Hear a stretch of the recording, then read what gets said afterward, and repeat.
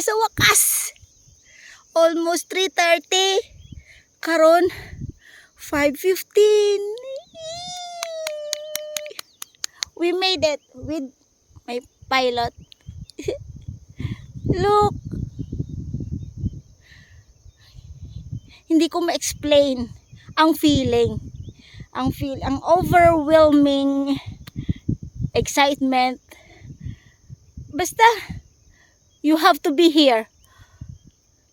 Unexplainable, undescribable ang feeling.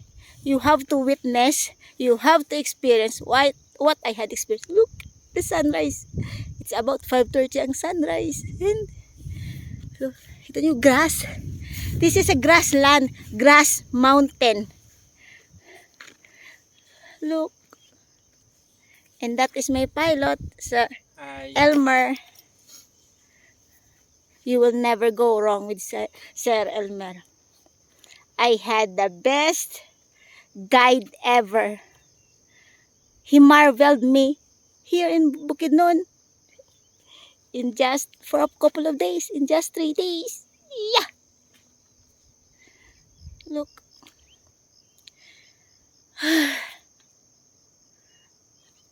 Wag na sana akong umuwi, ano? Kaso, I had to go back home. Trabaho naman.